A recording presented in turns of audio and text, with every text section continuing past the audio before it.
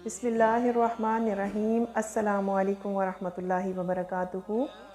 अल्हम्दुलिल्लाह, हम नबी सल्लल्लाहु अलैहि वसल्लम की सीरत स्टोरीज़ सुन रहे हैं और जान रहे हैं कि रसूलुल्लाह सल्लल्लाहु अलैहि वसल्लम की ज़िंदगी कैसी गुज़री।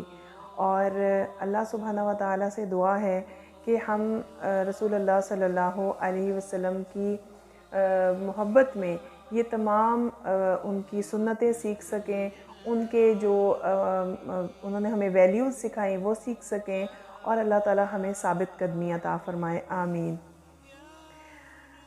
प्यारे बच्चों, आप हज़रत इब्राहीम अलैहिस्सलाम के बारे में तो जानते हैं। हज़रत इब्राहीम अलैहिस्सलाम और उनके बेटे से अल्लाह सुब्हानहू व तआला ने काबा की तामीर का काम लिया था और उन दोनों ने मिलकर जो बैतुल्ला है, खाना काबा है, जहाँ सब हज करने जाते हैं हर साल, वहाँ की तामीर हज़रत इब्राहीम अलैहिस्सलाम ने की। लेकिन कुछ वजूहात से वो दीवारें ख़राब हो गईं और नबी सल्लल्लाहु अलैहि वसल्लम के दौर में उसकी तामीर दोबारा की गई। अल्लाह के नबी हज़रत इब्राहीम अलैहिस्सलाम से लेकर आज तक काबा लोगों की तवज्जो का मरकज़ है। उस घर का हज हमेशा ही होता रहा है। काबा मक्का की वादी में पहाड़ों के दरमियान तामीर किया गया। काबा में खुशबू के लिए ऊद जलाई जाती थी। ये एक किस्म की लकड़ी होती है जिसको जला के बहुत ही अच्छी खुशबू आती है। उसी आग से काबा के दरवाज़े पर डाला गया पर्दा जल गया और काबा की इमारत को आग से नुकसान पहुंचा। ये वाक़या सन 606 हिजरी का है। इस साल बारिशें भी ज़्यादा हुईं।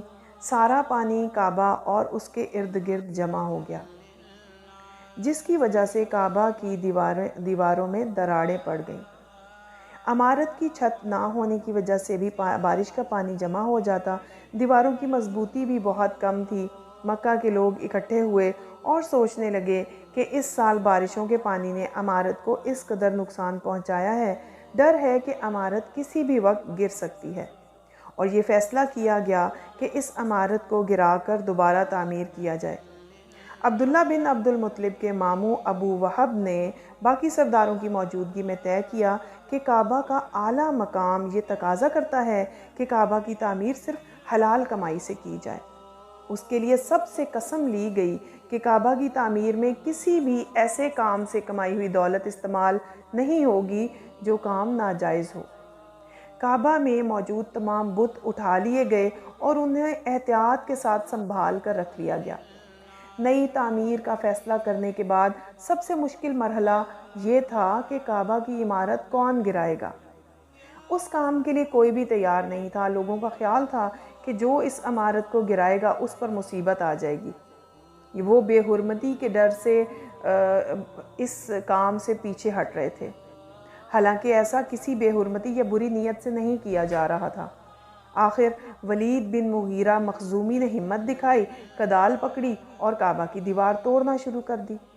सब लोग अगली सुबह का इंतज़ार करने लगे कि कहीं वलीद पर कोई मुसीबत तो नहीं आ गई। जब वलीद को देखा कि वो ठीक ठाक है, उस पर कोई मुसीबत नहीं टूटी, तो सब लोग उस काम में शामिल हो गए। काबा की दीवारें मुकम्मल तौर पर गिराकर नई तामीर के लिए जगह बराबर कर दी गई। उन्हीं दिनों जद्दा की बंदरगाह पर एक यूनानी बहरी जहाज़ टुकड़े टुकड़े हो गया। बहरी जहाज़ यमन के एक कलीसा की यानी चर्च की तामीर के लिए सामान लेकर जा रहा था। मक्का वालों को इस बात का पता चला तो वलीद बिन मुगीरा को जहाज़ की लकड़ी खरीदने के लिए भेजा। वलीद लकड़ी के अलावा एक रूमी कारीगर को भी अपने साथ ले आया। उस रूमी कारीगर का नाम बाकूम था। उसे काबा की तामीर की निगरानी पर लगा दिया गया। हर एक कबीले के ज़िम्मे काबा की तामीर का कोई ना कोई काम था। पत्थर बड़े भी थे और भारी भी। वो लोग एक पत्थर उठाकर लाते और काबा की दीवार की तामीर के लिए रख देते। इसी तरह दीवारें बनती रहीं। रसूलुल्लाह सल्लल्लाहु अलैहि वसल्लम अपने चचा अब्बास रज़ियल्लाहु अन्हु के साथ पत्थर लाते और अपने हिस्से की दीवार में लगाते। हज़रत अब्बास रज़ियल्लाहु अन्हु रसूलुल्लाह सल्लल्लाहु अलैहि वसल्लम से 3 साल बड़े थे। उस वक्त रसूलुल्लाह सल्लल्लाहु अलैहि वसल्लम की उम्र 35 साल थी। ये फ़ैसला भी किया गया कि काबा की दीवार में दरवाज़ा ज़मीन की सतह से बुलंद रखा जाए। दरवाज़ा ज़मीन की सतह से बुलंद होने की वजह से बारिश का पानी भी काबा के अंदर दाखिल नहीं हो सकेगा। दीवारें ऊंची हो गईं और हजर अस्वद को उसकी जगह पर नस्ब करने का वक्त आ गया। तमाम कबीले जो काबा की तामीर में हिस्सा ले रहे थे, उनमें से हर एक की ख्वाहिश थी कि ये सआदत उनके हिस्से में आए। ये कोई आसान फैसला ना था। कोई एक कबीला भी उस हक से पीछे हटने को तैयार नहीं था। पहले पहल ये बातें बहस में बदली, आखिरकार ये झगड़ा बन गया।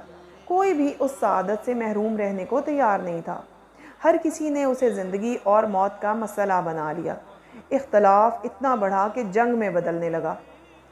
उन दिनों में अरब में एक कसम लेने का तरीका था कि सब ने खून के प्याले में अपनी उंगलियां डबोली कि हम अपनी जान दे देंगे लेकिन इस हक से पीछे नहीं हटेंगे। हर कबीला चाहता था कि वही हजर अस्वद को फ़िक्स करे। उस सारे मामले को 4 दिन गुजर गए और कोई फ़ैसला नहीं हुआ।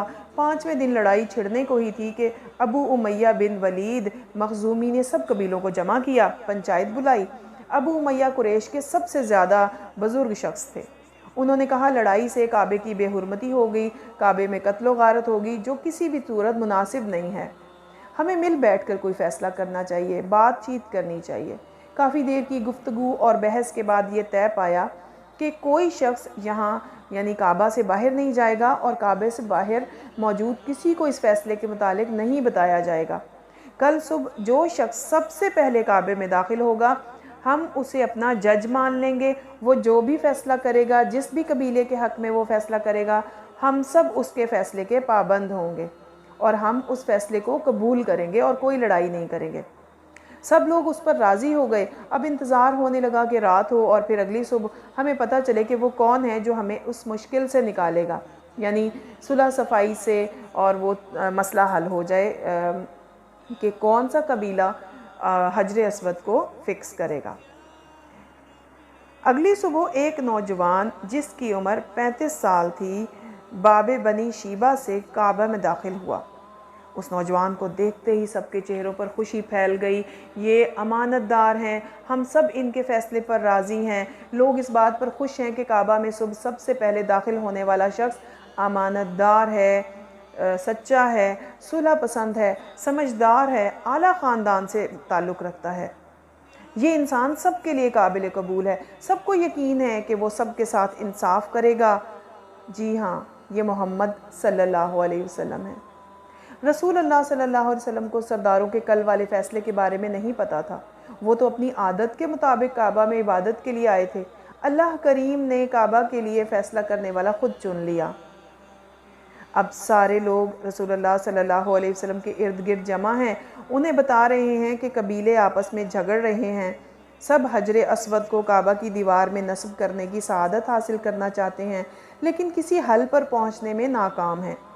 रसूलुल्लाह सल्लल्लाहु अलैहि वसल्लम ने बात सुनी और कहा, इस मसले को आसानी से हल किया जा सकता है। सब लोग हैरान हैं कि इस मसले का पुरअमन तरीके से क्या हल हो सकता है। यहाँ तो कोई भी पीछे हटने को तैयार नहीं है। हर कोई एक दूसरे को मरने मारने पर तुला हुआ है। सबकी नज़रें रसूलुल्लाह पर लग गईं कि वो क्या फ़ैसला करते हैं। रसूलुल्लाह सल्लल्लाहु अलैहि वसल्लम इंतहाई समझदार, सुलह पसंद और बहुत ही जहानत वाले हैं। रसूलुल्लाह सल्लल्लाहु अलैहि वसल्लम ने अपनी चादर ज़मीन पर बिछाई और हजर अस्वद अपनी चादर पर रख दिया।